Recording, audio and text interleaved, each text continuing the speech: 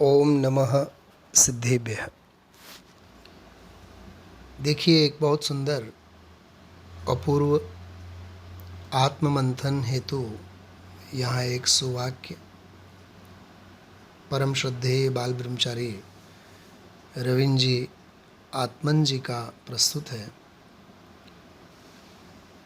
जिसे हम अमृत वचन के रूप में जानते हैं।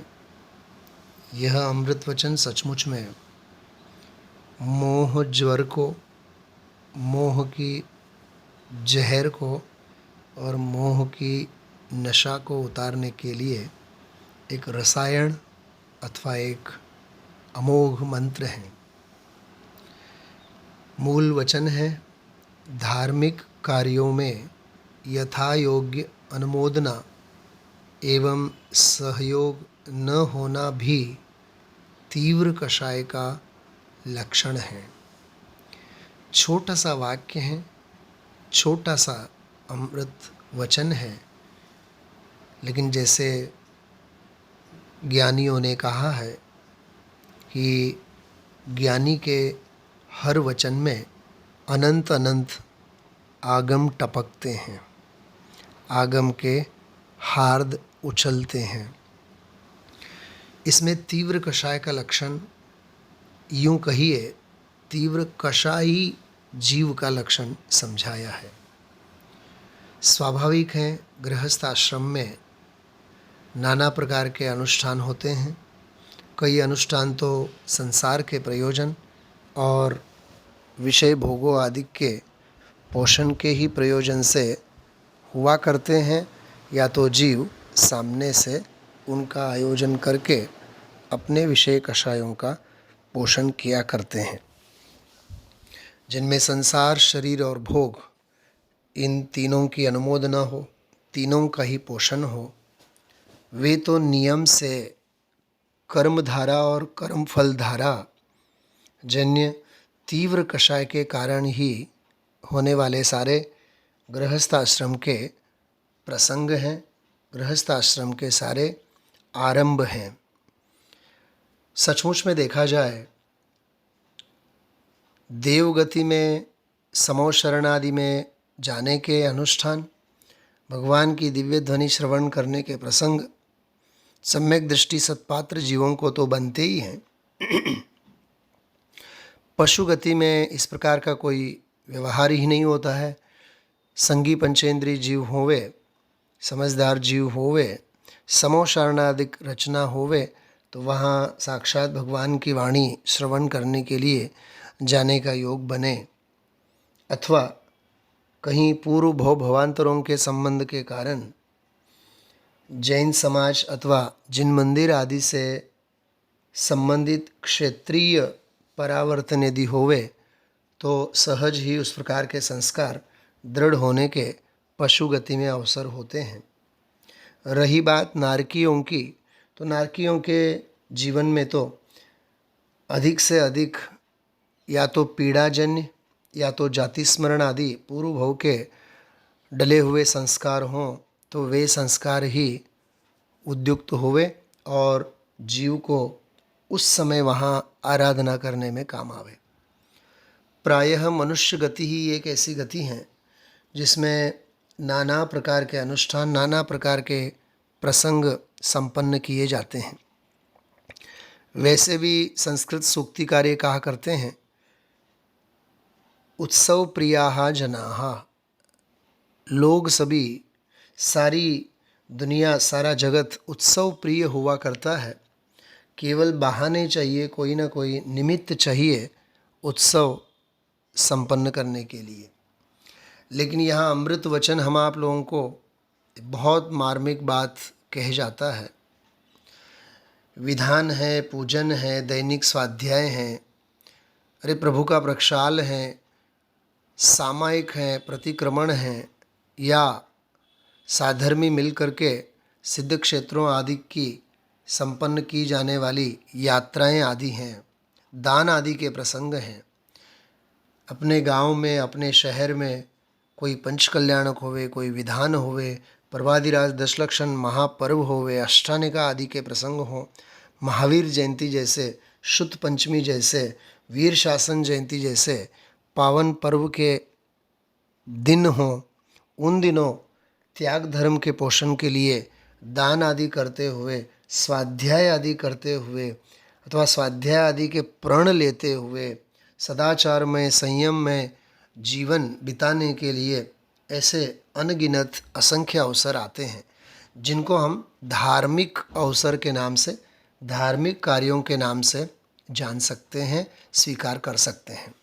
लेकिन उन धार्मिक कार्यों में यथा योग्य अनुमोदना, यथा योग्य से तात्पर्य अपनी शक्ति के अनुसार, जो भी जितनी भी शक्ति है, तन की, मन की और धन की, तीनों की। धन न हो, धन न खर्च कर सकते हो तो कम से कम मन से अच्छा तो कह सकते हैं, मन से करने वालों की शाबाशी तो उनको दे सकते हैं, पीठ तो थपथपा सकते हैं, अथवा उनमें सक्रिय सहयोग तो दे ही सकते हैं।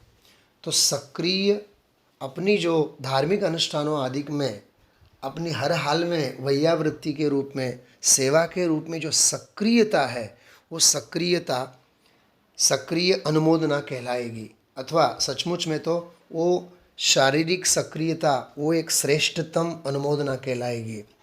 लेकिन यदि शारीरिक रूप से हम उसमें नहीं पहुंच पाते हैं, जैसे कोई बुजुर्ग हैं 80-90 साल के, 70-80 साल के, शारीरिक स्थिति के कारण वे यदि उसमें सक्रियता निभा नहीं सकते हैं, तो कम से कम तन से नहीं तो मन से तो अच्छा तो कह ही सकते हैं, शाबाशी तो दे ही सकते हैं, करने वालों की पीठ तो थपथपा ही सकते हैं, अच्छा तो कह सकते हैं।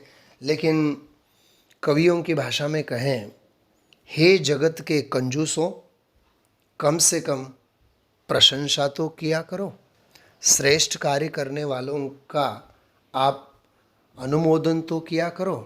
तो कहने का तात्पर्य ये है, तन से, मन से, और यदि अपने जीवन में पुण्योदय के कारण आर्थिक संपदा अधिक है तो धन से।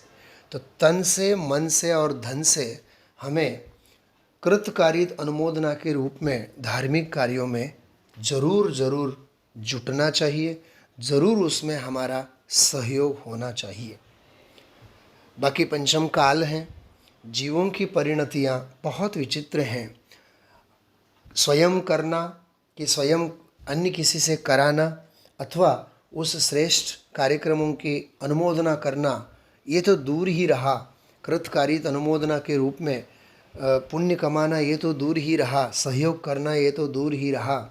लेकिन न जाने क्यों पंचम काल के जीव सहयोग तो नहीं करेंगे, लेकिन असहयोग करे बिना नहीं रहेंगे। किसी विचारक ने एक बहुत अच्छी बात कही है, तुम यदि सहयोग नहीं कर सकते हो कोई बात नहीं, लेकिन असहयोग तो न करो। बना तो तुम नहीं सकते हो, लेकिन बिगाड़ो तो मत।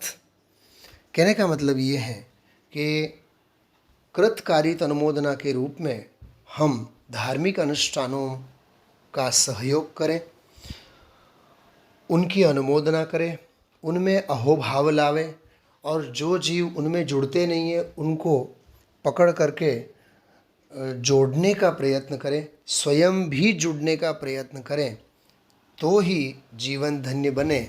और यदि इस प्रकार अनुमोदना और सहयोग के भाव नहीं होते हैं तो समझ लेना चाहिए ये अनंतानुबंधी तीव्र कषाय के लक्षण हैं। तीव्र कषाय इतना भर कहा, लेकिन इसमें अनंतानुबंधी क्रोध, अनंतानुबंधी मान, अनंतानुबंधी माया और अनंतानुबंधी लोभ, चारों कषायों को, जबकि असंख्यात लोक प्रमाण सारे अध्यवसाय भावों को हमें समझना चाहिए, जो नियम से कुगति के कारण है, खोटी गति के कारण है, नरक गति के कारण है। क्योंकि पूज्य गुरुदेव श्री अथवा अन्य महापुरुषों ने एक बहुत बड़ी अच्छी बात कही है, तत्व की विराधना का फल परंपरा निगोद है, और तत्व की आराधना का फल परंपरा मोक्ष है।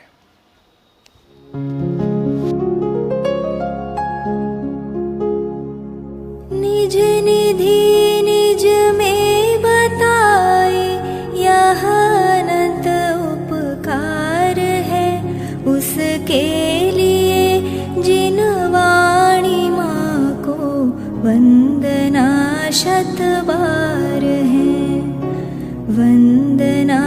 शत बार है, वंदना शत बार है।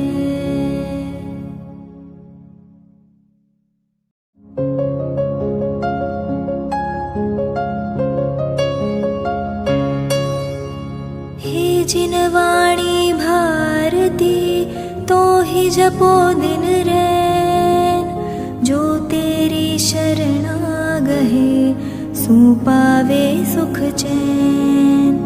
जावाणी के ज्ञान ते सूझे लोकालोक,